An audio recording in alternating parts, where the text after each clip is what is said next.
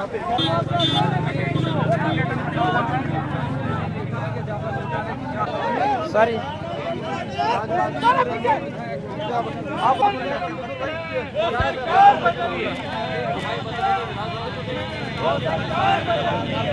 मध्य प्रदेश का किसान संकट में है।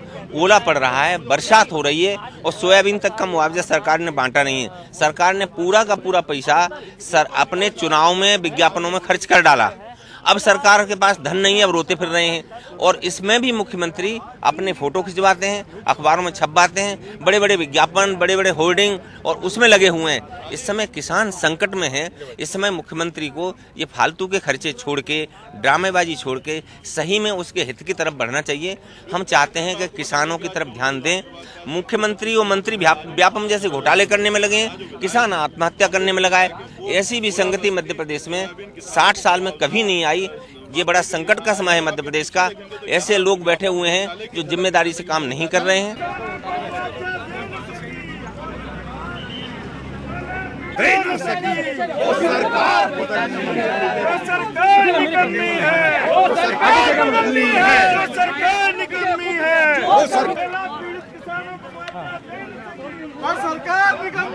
नहीं, मुझे लगता है कि विपक्ष की रुचि व्यापम पर चर्चा की नहीं है, ये आज सिद्ध हो गया।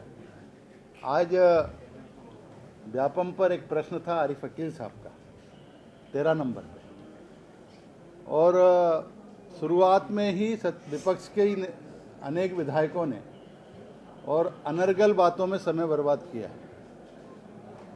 व्यापम को लेकर ही बात करके समय बर्बाद किया, जबकि क्वेश्चन पर व्यापम पर चर्चा का एक अच्छा अवसर उनके हाथ में था और सरकार उनकी हर बात की जवाब देने के लिए तैयार है। क्योंकि मेरा ऐसा मानना है कि व्यापम की जांच सरकार ने शुरू करवाई।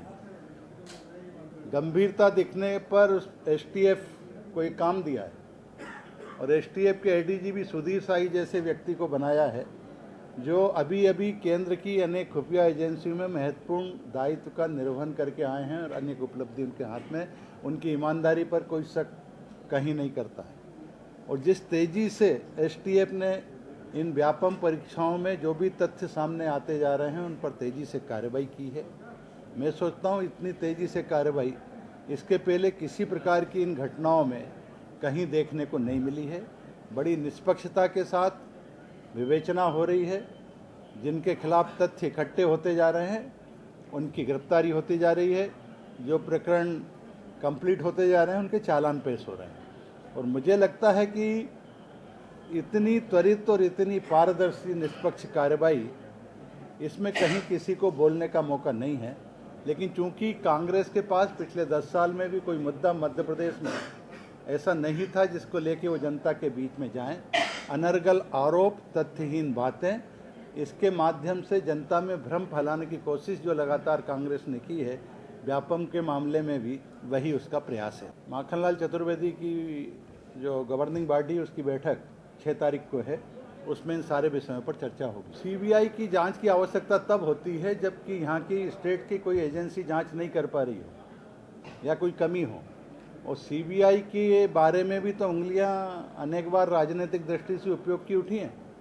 अभी अभी ताज़ा उदाहरण रामविलास पासवान जैसे ही एनडीए के सदस्य बने कि उनके खिलाफ भी सीबीआई का अस्त्र उठने लगा।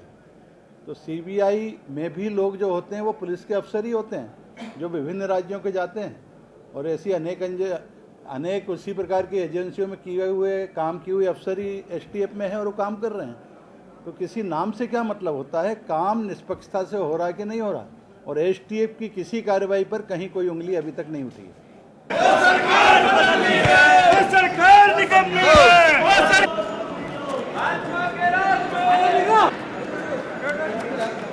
व्यापम के घोटाले में बचा रही आरोपियों को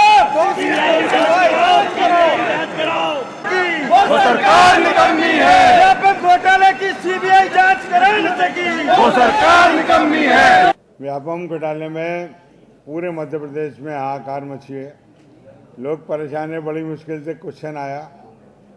लेकिन एक तो आज पहला दिन था, श्रद्धांजलि में टाइम चला गया, दूसरा कुछ और चर्चाओं में टाइम चला गया। मैं इस जो का मेरा जवाब था वो मेरे ख्याल से विस्तृत जवाब इसमें नहीं आ पाया। मंत्री जी ने, मैंने कहा कि इसमें फरार कौन कौन है, उन लोगों का आपने नाम नहीं बताया।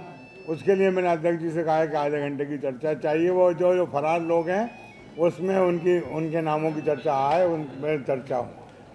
दूसरा मैं ये कहना चाहता हूँ कि जब बार बार एक बात हो रही है कि मध्य प्रदेश के 2 मुखियाओं का हाउस उसमें इन्वॉल्व है, तो उनके खिलाफ कार्रवाई क्यों नहीं हो रही? राजभवन के ओएसडी साहब गिरफ्तार हुए। मैं और किसी का नाम नहीं ले सकता, लेकिन ये जब मुझे जवाब में ये लिख के दे रहे हैं कि राजभवन के ओएसडी को हमने गिरफ्तार किया है, तो क्या ओएसडी अकेले ही जिम्मेदार है कि उनको गिरफ्तार करके आपने छोड़ दिया? बाकी लोगों से भी पूछताछ करना चाहिए, जो जिम्मेदार थे उनसे, उनके खिलाफ कार्रवाई होना चाहिए। और बार बार नाम आ रहा है कि मध्य प्रदेश के मुख्यमंत्री जी का घर इन्वॉल्व है, परिवार इन्वॉल्व है।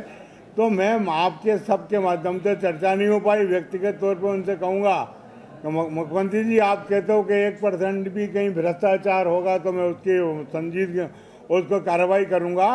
व्यापम का घोटाला इतना बड़ा घोटाला है कि मध्य प्रदेश में लाखों बच्चे, उनके परिवार दहशत की ज़िंदगी जी रहे हैं कि उनके परिवार के साथ क्या होना चाहिए, क्या होगा।